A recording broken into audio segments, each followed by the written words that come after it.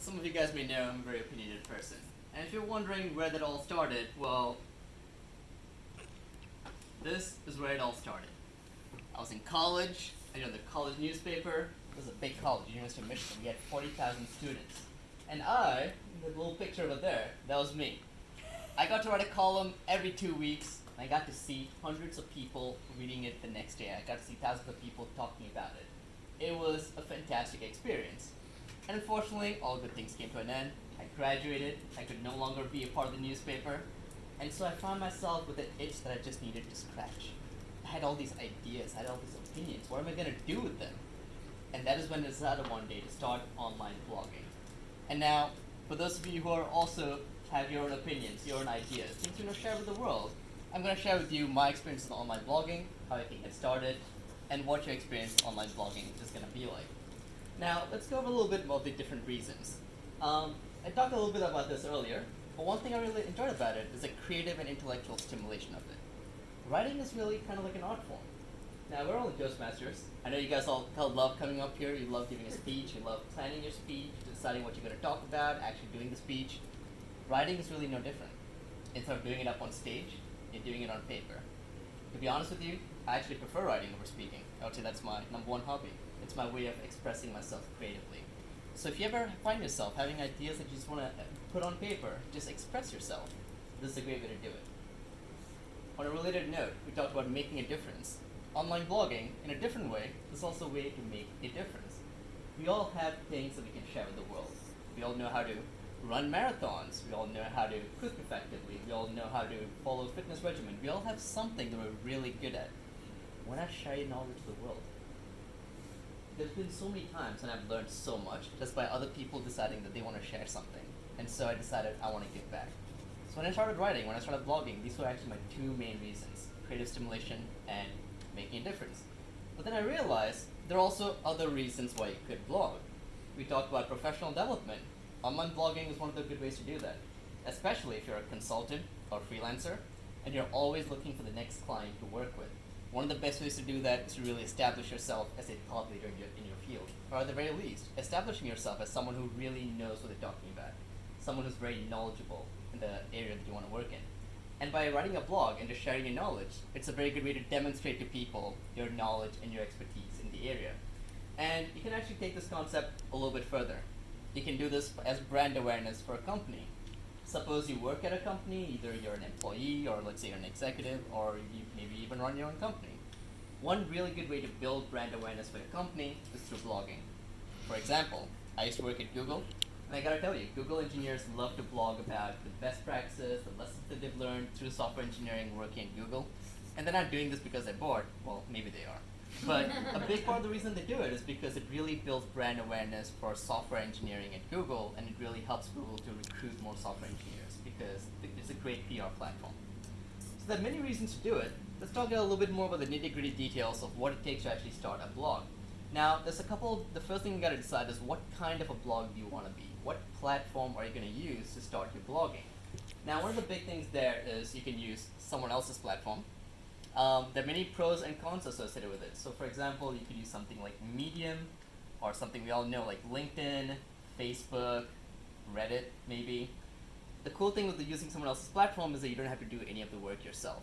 All the work's already done for you, the layout is all done, and in fact a lot of these platforms like LinkedIn, Facebook, Reddit, they have hundreds of millions of people using it already.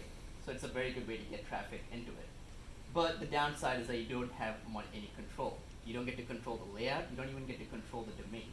If you're blogging on Facebook, for example, and then one day you decide you want to start your own website, you're basically starting over from scratch. So you're giving up a lot of control, but you're getting some benefits out of it.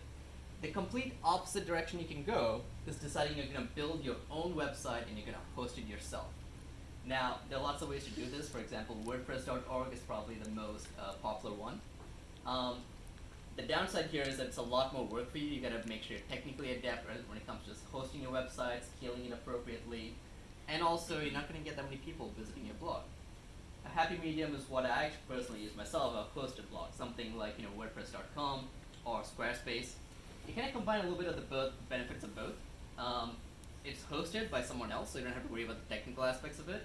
But on the other side, you get to control your own domain. So for example, my blog is on rajivprab.com. It's my own domain. If I ever decide I don't like WordPress.com, I want to go somewhere else, I can just take it with me anywhere else.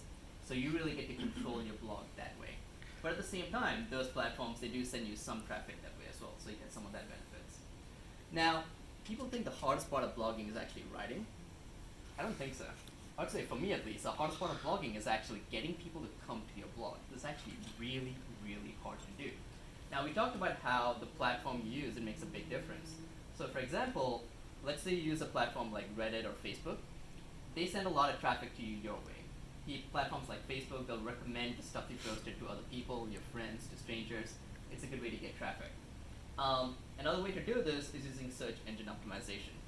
If you have the right keywords, if you get the right influencers to link to your blog, it's going to boost your visibility on Google, so that when someone searches for the topic you're writing about, hopefully it can be near the top, and that way they're more likely to see it that way. And the last thing that I do is use social media to promote your blog, using things like Reddit, Facebook, Twitter, and so on. I gotta tell you, you're gonna get a lot of hate here, but I've went so far as to create my own robot that manages a Twitter account for me. I don't actually use it myself, but I now have 2,100 followers. Even though I don't use Twitter at all, just a robot posting stuff. This is the kind of stuff that you gotta do just to get people to come onto your blog. It's a lot of hard work, people. Now, you might be wondering, what are you gonna get out of this? Now, I gotta admit, when you look at the high-level picture, when you've been blogging consistently, the numbers look pretty good. So for example, the blog that I started most recently, it's about software engineering. And you can see that over the last 2 years, I've gotten about 120,000 people. Not bad at all. And also, the other blog that I have, it's about more current events, philosophy, finance, stuff like that, my personal interest. It's a little bit less on a yearly basis, but over the last 5 years, I've been running consistently. I've crossed about roughly 150,000 people viewing it. So, it looks pretty flashy, right? Here's what they don't tell you. Here's what your everyday life is going to be like. 2 people, 1 visitor. I've written like hundreds of thousands of words online, and 2 people came to check it out in the last day. So really, for the most part, you're going to be spending a lot of time writing, and for the most part, no one's going to look at it. Every now and then, something's going to go big, you're going to get a lot of people, but mostly you're just going to feel completely ignored. Now, you may be asking yourself, why bother? Why do all this? Personally, I do it because of the really warm and supportive reactions that I get from people online. It's really, the comments that they leave for you are really heartwarming and touching. Comments like, you have serious brain damage. A real comment that I got, people, serious brain damage. This is garbage. You hear this all the time. And my absolute favorite comment that I got of all time, this article should never have been written. All you did is waste your time creating a propaganda piece of baseless claim. The true harm here is you. You provide uneducated advice with misleading titles for the sole purpose of clickbait, while undermining real journalists who actually know what they're talking about. Yeah. Wow.